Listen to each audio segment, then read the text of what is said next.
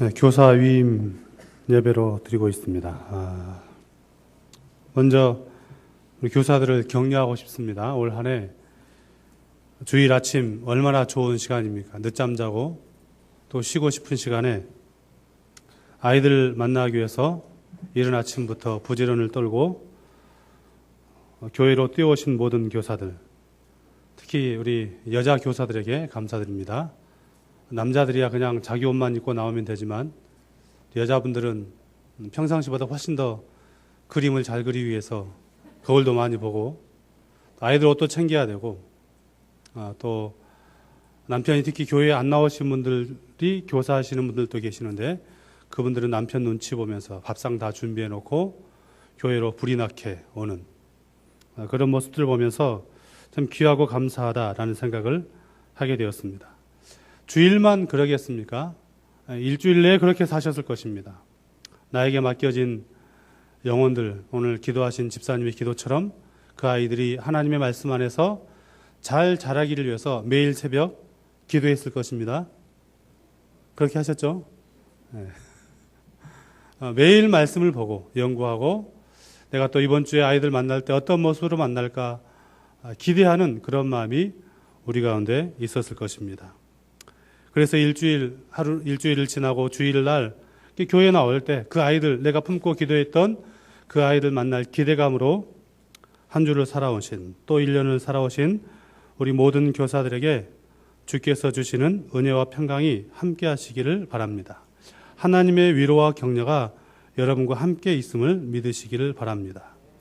이제 교사로서 위임받은 여러분들에게 그 많은 수고와 그 많은 노력과 헌신이 하나님의 나라와 이 민족의 미래인 아이들을 양육하는 그런 귀한 일이었음을, 그래서 그것이 참으로 영광스럽고 소중한 일임을 다시 한번 말씀드리고 싶습니다. 교회 안에는 많은 직분들이 있습니다. 그리고 그 직분들은 어느 것 하나 소중하지 않는 것이 없습니다. 누구의 눈에 띄는가 그러지 않는가는 전혀 중요하지 않습니다. 사람들은 그런 것들로 어떤 직분에 대해서 나름의 어떤 생각들을 가지고 있는 것 같지만 우리 주님 보시기에는 묻혀져 있는 것 같은 돌 같은 그런 직분이라고 할지라도 모두 다 귀하고 소중하게 보시는 것입니다. 그럼에도 불구하고 저는 교사에게는 특별한 주님의 관심이 있다라고 믿습니다. 왜냐하면 주님께서 이 땅에 오셔서 하셨던 일들을 잘 보십시오. 주님께서 이 땅에 오셔서 하신 일은 하나님 나라의 말씀을 전하시고 제자 삼는 일을 하셨습니다. 그래서 교사로서 어린 영혼들에게 하나님 나라의 말씀을 전하고 가르치고 그들을 위해서 기도하는 것은 우리 성도의 최고의 목표인 주님을 닮아가는 모습이라고 감히 말씀을 드리고 싶습니다. 그래서 여러분, 우리가 또 내년에도 이 교사의 직분을 맡았다는 것은 너무나도 감사한 것입니다. 어떤 분은 어쩔 수 없이 누군가가 강요해서, 또 어떤 청년들은 부모의 강압에 못 이겨서 교사가 된 청년들도 분명히 있을 것입니다. 그러나 어떤 모습으로 그렇게 교사로 이름이 불려지고 위임받게 되었든지 그 모든 것은 너무나도 귀하고 소중하고 더 나아가서 감사한 일이라는 사실을 기억하십시오. 그리고 성경에는 이렇게 교사로서 교사와 같은, 실제로 당신은 무슨 교사다라고 임명하지는 않았지만 교사와 같은 일을 감당했던 수많은 사람들이 등장하죠. 특별히 선지자들은 더욱 그럴 것입니다. 그 중에 한 사람, 오늘 저는 여러분과 함께 읽었던 말씀 에스라에 대해서 함께 생각하고 살펴보면서 우리도 역시 에스라와 같은 그런 교사가 될 수 없을까라는 생각들을 하면서 함께 도전받고 또 고민하고 은혜 받는 그런 시간들이 되기를 바랍니다. 10절 말씀을 우리 함께 다시 읽어보도록 하겠습니다. 10절 같이 읽겠습니다. 에스라가 여호와의 율법을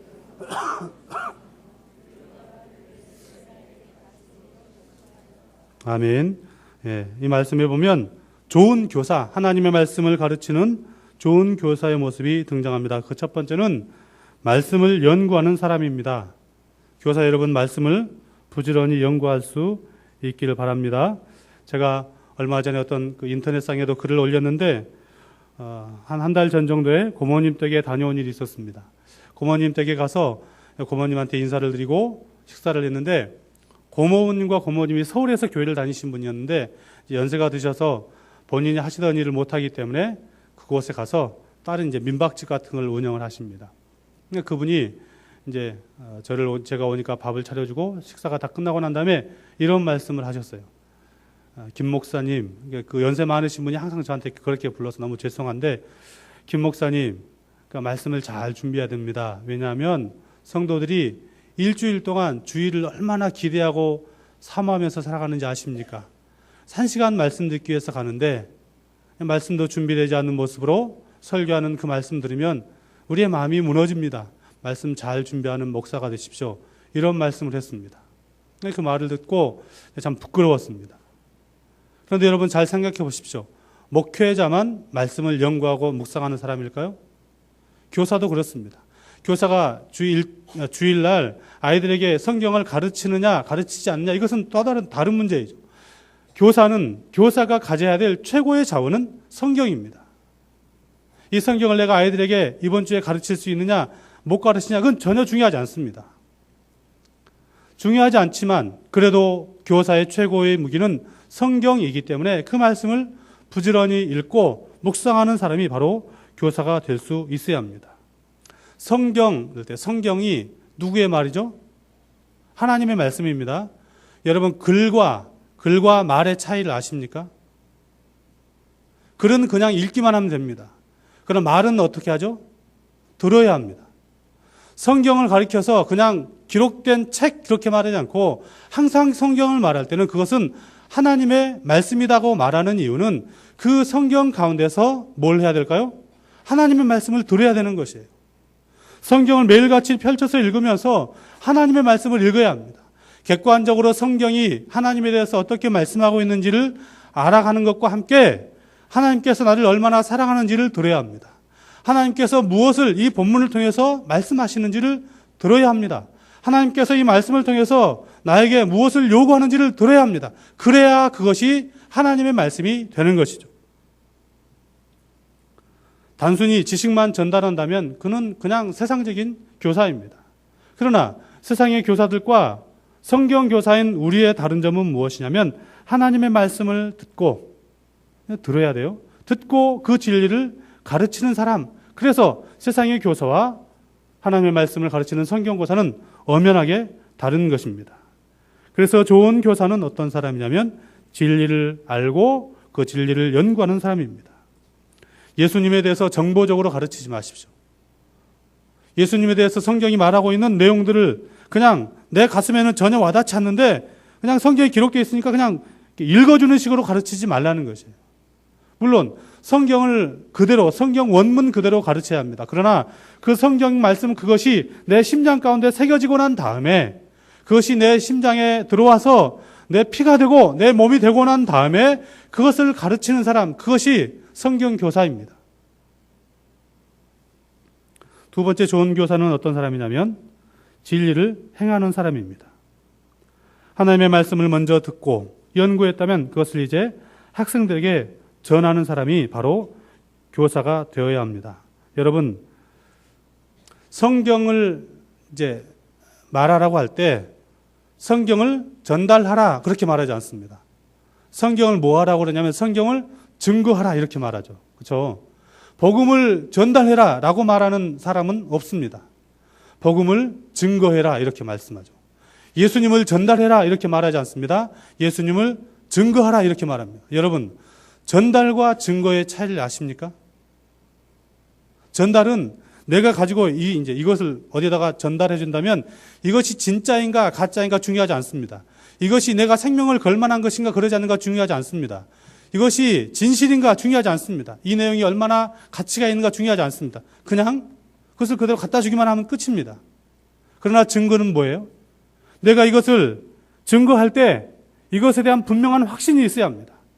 내가 이것을 증거하러 가다가 어떤 일이 만났을 때 그럼에도 불구하고 내 생명이 위협을 당하는 순간이라도 나는 이것을 반드시 분명히 꼭 갖다가 증거해야 된다라고 하는 생명을 걸 만한 가치가 있을 때 그것을 증거할 수가 있는 것입니다. 교사는 어떤 사람이에요? 하나님의 말씀을 증거하는 사람입니다. 전달자가 되지 마십시오. 단순히 전달자로 끝나면 아이들에게 너희들 성경만 읽으면 돼 라고 해서 교사가 전혀 필요 없는 것이죠.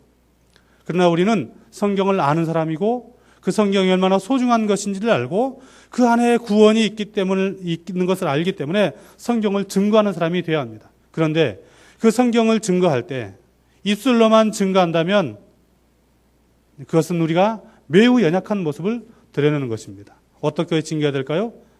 우리의 삶으로 증거해야죠. 삶으로 나타내야죠.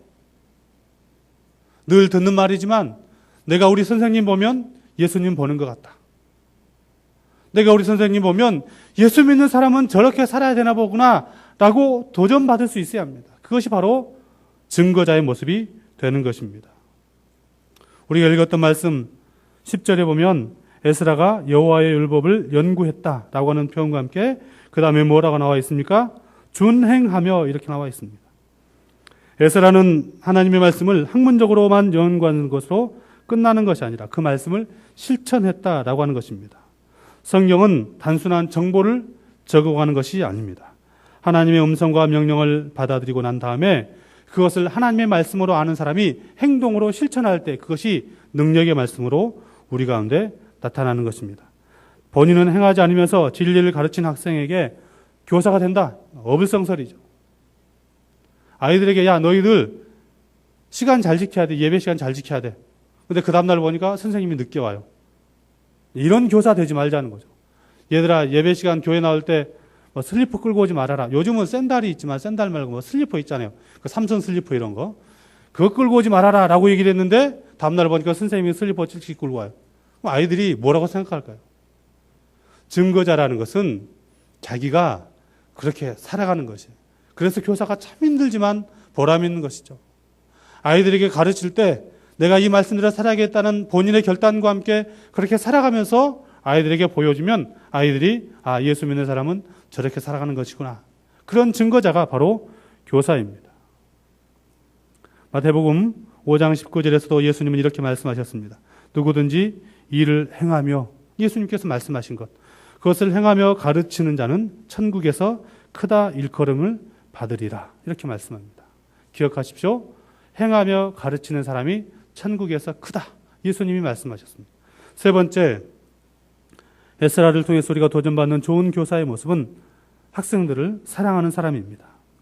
에스라는 어떤 사람이냐면 이제 이스라엘이 바벨론의 포로로 붙잡혀 갔어요. 붙잡혀고 난 다음에 그 고대 근동 지방의 패권이 바벨론에서 메데바사로 옮겨지게 됩니다. 그때 메데바사에 고레스라는 왕이 등장해서 하나님의 말씀의 언약의 때에 이스라엘 백성들을 보내기 시작해요. 첫 번째로 돌아왔던 사람이 우리가 잘 아는 수룹바벨이라는 사람이죠. 수룹바벨과 예수아라는 사람이 들어와서 성전을 재건하기 시작했습니다. 성전을 재건했는데 재건하고 난 건물만 지어놓으면 뭐 하겠어요? 이스라엘 백성들이 성전을 소중하게 여겼던 이유는 그곳에서 하나님을 만난다라고 하는 그런 상징적인 의미가 있었기 때문이죠. 그런데 하나님을 만난다라고 하는 것은 단순히 제사를 드리는 것을만 만나지 않습니다. 그곳에서 하나님의 말씀을 들어야 될 필요성이 있는 것이죠. 그래서 이스라엘 백성들의 영적인 재건을 위해서 하나님의 말씀으로 이스라엘 백성들을 돌이키기 위해서 누가 들어왔냐면 에스라라는 사람이 들어오게 됩니다. 그 일이 1차 귀환 이후에 굉장히 오랜 시간에 약 80년 이후에 일어나게 됩니다. 그런데 에스라는 성경이 보니까 하나님의 말씀에 매우 능통한 사람이었는가 하면 하나님을 잘 경외하는 사람이었는가 하면 이때 당시 그러니까 이방 나라에서도 큰 권력을 유지하고 있는 사람이었습니다. 여러분 6절 마지막에 뭐라고 기록되어 있죠? 6절 마지막에 에스라에 대해서 성경이 어떻게 기록되어 있냐면 그는 하나님 여호와의 도우심을 입음으로 왕에게 구하는 것은 다 받는 자였다. 이렇게 말씀하고 있어요. 이 에스라라는 사람이 이방 땅에서 막 진짜 마치 애굽에서 이스라엘 백성들이 종살이 할 때처럼 굶주림과 포악에 허덕이는 사람이 아니라 어떤 사람이에요? 일정한 권력을 누릴 뿐만 아니라 왕에게 가서 왕이여 내가 이런 것이 필요합니다. 그러면 왕이 어떻게 해요? 그래 에스라 내가 너에게 필요한 것을 다 주겠다라고 인정하고 허락해 줄 만한 그런 위치에 있었던 사람입니다. 그런데 그가 그 누렸던 모든 위치들을 포기하고 예루살렘으로 돌아갈 것을 결심합니다. 왜 그럴까요? 왜 자기가 누렸던 모든 것들을 포기하고 나는 예루살렘으로 달아가겠다라고 하는 그런 바보 같은 결정을 하는 것입니까?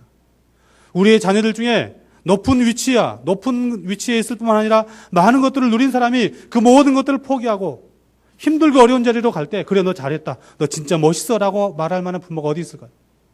에스라는 그러는 것이에요. 자기가 수많은 것들을 누렸음에도 불구하고 그 모든 것들을 포기하기를 결단합니다. 그 이유가 뭐예요? 율례와 규례를, 10절에 율례와 규례를 이스라엘 백성들에게 가르치기로 결심하였더라, 이렇게 말씀하고 있습니다. 그가 그 많은 유익을 포기했던 이유가 무엇입니까? 하나님의 말씀을 이스라엘 백성들에게 가르치기 위한 그 마음 때문에 누렸던 모든 지위와 편안함을 포기하고 있는 것입니다. 이렇게 말씀을 가르치고 전하는 일에 헌신할 수 있는 근거는 바로 사랑이다라고 저는 말씀을 드리고 싶습니다. 예수님께서 이 땅에 오셔서 이스라엘 백성들을 보시면서 우실 때에도 성경은 이렇게 기록하고 있습니다. 예수께서 나오사 큰 무리를 보시고 그가 목자 없는 양 같음으로 인하여 불쌍히 여기사 이에 여러 가지로 가르치셨다, 이렇게 말씀합니다.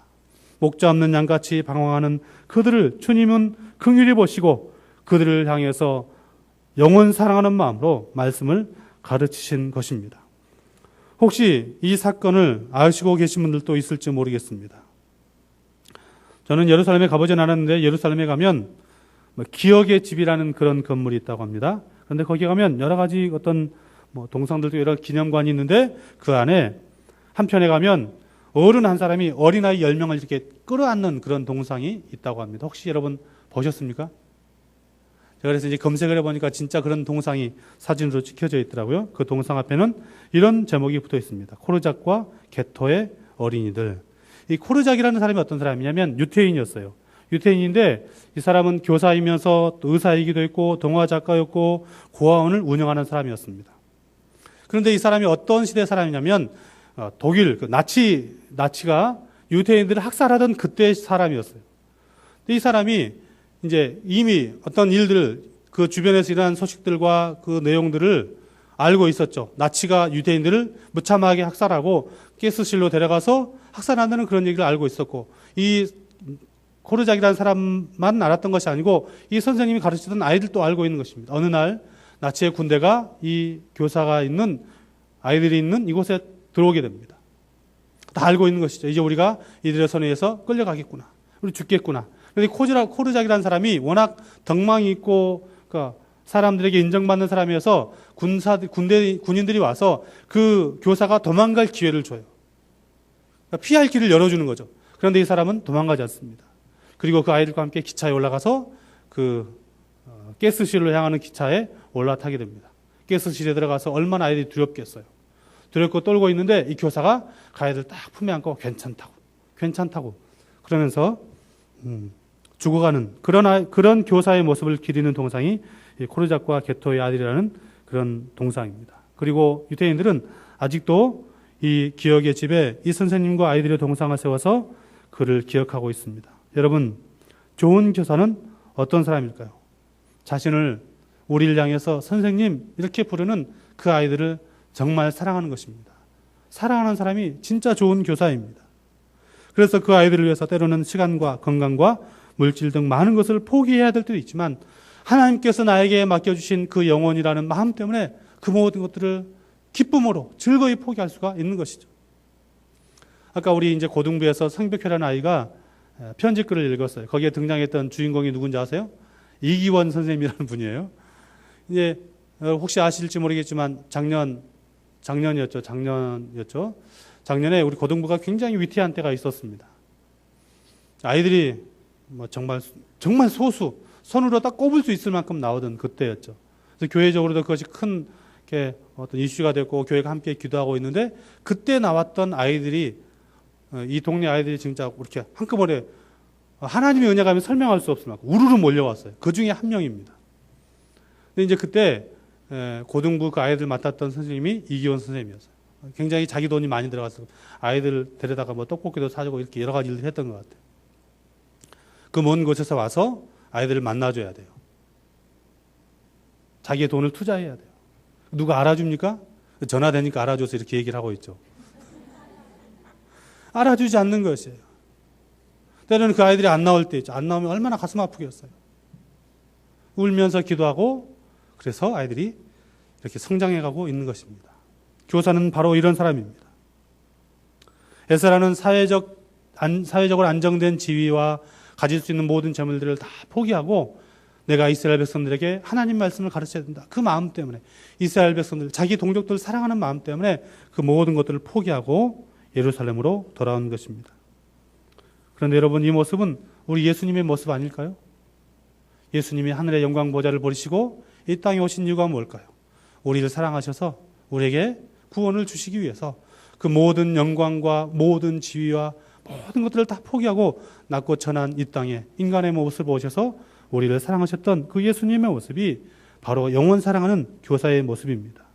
그런데 여러분, 우리가 좋은 교사가 되어야 되겠다라고 결단하고 내가 이렇게 해야지, 말씀 연구해서 그것을 내 삶에서 드러내고 영원 사랑하는 마음으로 좋은 교사가 되어야 되겠다라고 하면 우리 하나님이 그래 너 잘해봐, 그런 분 아닙니다. 어떻게 하실까요? 우리 9절 한번 읽어보겠습니다. 7장 9절 같이 읽도록 하겠습니다. 시작. 첫째 달 초하루에 바벨론에서 길을 떠났고 하나님의 선한 도우심을 입어 다섯째 달 초하루에 예루살렘에 이르니라. 첫째 달 초하루에 바벨론에서 길을 떠났고, 굉장히 다섯째 때 가니까 긴 시간 떠났어요. 그런데 그 중간에 뭐라고 나와 있어요? 하나님의 선한 손에 도우심을 입었다. 너무 멋있지 않습니까? 하나님, 내가 이렇게 살겠습니다. 내가 이스라엘 백성들을 위해서 이렇게 살겠습니다 라고 결단하고 떠나기 시작하니까 하나님이 그래 너 한번 잘해봐 라고 하시는 분이 아니라 하나님의 선한 손에 도우심을 베풀어 주시는 것이에요. 여러분, 교사 힘들죠? 어렵죠? 쉽지 않습니다. 내가 아이들에게 하나님 말씀 가르쳤는데 그 말씀 듣자마자 와, 선생님 능력의 말씀 주셔서 감사합니다 하고 하루아침에 변하면 얼마나 보람 있겠어요? 안 그래요. 어제는 진짜 멋있는 아이였는데 오늘은 얘가 내가 가르쳤던 아이 맞나? 막 그러거든요. 그래도 포기하지 말자는 거예요. 포기하지 않고 끝까지 그 길 가면 어떻게 해요? 우리 주님이 여러분들을 도우십니다. 다른 사람하고 비교하면 나는 가르치지도 못하고 말도 잘 못하고 가진 것도 없고, 그래도 내가 말씀 연구하고 내가 주님 사랑하는 마음으로 아이들 사랑하고 말씀 연구해서 잘 가르치고 그렇게 살겠습니다. 그러면 어떻게 하냐면 하나님이 여러분을 들어서 쓰시는 것이에요. 내 능력 가지고 일하는 것이 아니라 하나님이 우리를 들어서 일하시는 놀라운 역사를 사랑의 교사, 좋은 교사로 살기를 결단하면 우리 주님이 여러분을 그렇게 이끌어 주신다라고 말씀하고 있습니다. 마지막으로, 이것은 제 개인적인 생각이지만 좋은 교사는 어떤 교사이냐면 말씀과 규례를 가르치는데 어떻게 가르치냐면 좀 약간 강압적으로 가르쳐야 합니다. 강압적으로 가르쳐야 돼요. 그러니까 아이들이 좋아하는 것만 말하면 안 돼요. 좋은 분위기만 만들기 위해서 노력하면 안 됩니다. 여러분 자녀들에게 너 초등학교, 그러니까 만약에 중고등학교 다닌다면 여러분 자녀들에게 야, 너 학교 다닐 때 누가 좋은 교사였냐 물어보면 두 부류가 나올 거예요. 진짜 사랑으로 가르쳤던 교사에 대해서 말할 수도 있지만 또 한 선생님은 그때는 학교 다닐 때는 엄마 그 선생님 정말 무서워했던 선생님을 시간이 지나면 진짜 좋은 선생님이었다라고 말합니다. 성경을 가르치는 교사는 어떤 것이냐면 아이들이 좋아하는 데만 끌려드는 사람이 아니에요. 하나님의 말씀이 있기 때문에 때로는 강압적으로라도 가르쳐야 돼요. 왜냐하면 그것이 생명의 말씀이기 때문입니다. 요즘 학교에서 선생님을 분류할 때 이렇게 나눈다고 합니다. 첫 번째는 좋은 선생님이에요. 좋은 선생님. 학교에 좋은 선생님이 많기를 위해서 기도할 수 있기를 바랍니다. 두 번째는 그냥 선생님이 있고 마지막으로 어떤 선생님이 있을까요? 선생이 있답니다. 무슨 얘기인지 알겠죠? 학생들이 생각하는 좋은 선생님, 그때는 무서운 것 같지만 학생으로서의 바른 도리를 가르치는 교사를 시간이 지나면 아, 그분은 참 좋은 분이었어 라고 말할 수 있는 것입니다. 신앙도 마찬가지입니다. 신앙 교육도, 신앙 교사도 마찬가지입니다. 여러분, 요즘 그 친구라는 영화를 제2탄 만든다는 그런 얘기가 있는 것 같아요. 여러분 혹시 친구라는 영화 보셨어요? 장동건하고 유호성 나와서 했던 영화. 그때 유호성이라는 배우가 마약에 찌들어서 피폐한 인생을 살아가고 있을 때 친구들 중에서 제일 성공한 친구에게 이렇게 말합니다. 이 말은 제가 하면 안 되고 김필득 목사님이 원래 이제 그 부산 사투리로 해야 돼요. 이게 부산을 배경으로 한 영화였거든요. 이렇게 말해요.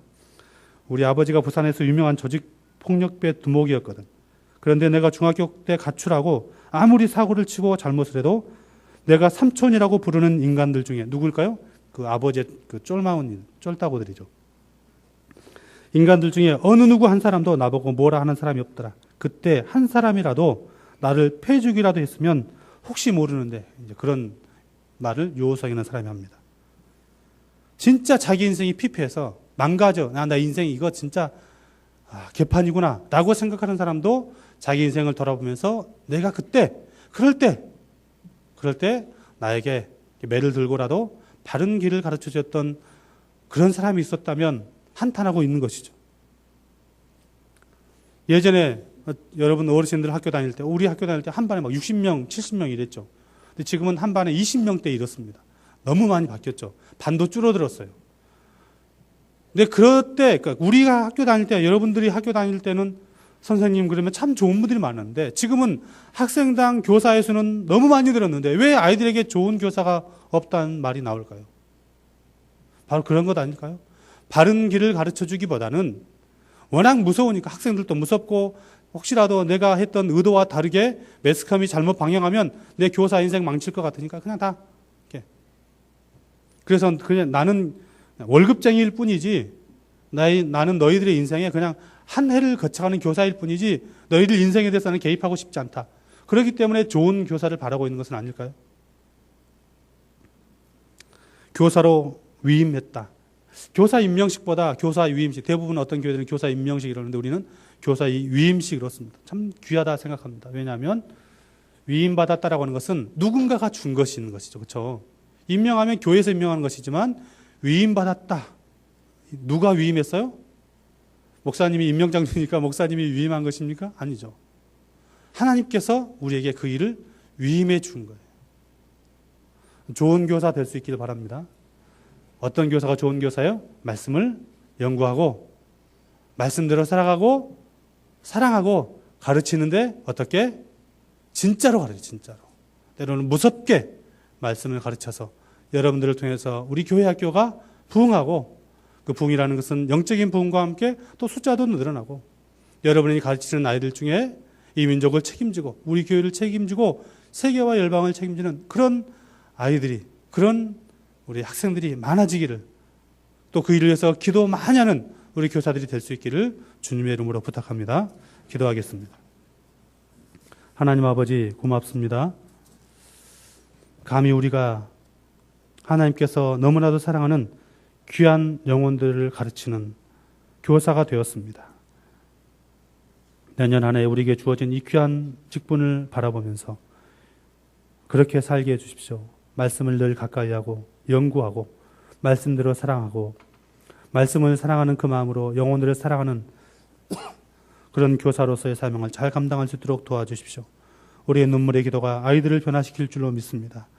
우리들의 그 헌신이 아이들을 변화시킬 뿐만 아니라 또한 교회 학교를 부흥시킬 줄로 믿습니다. 주님께서 그 귀한 일들을 이루어 주시옵소서. 예수님의 이름으로 기도드립니다. 아멘.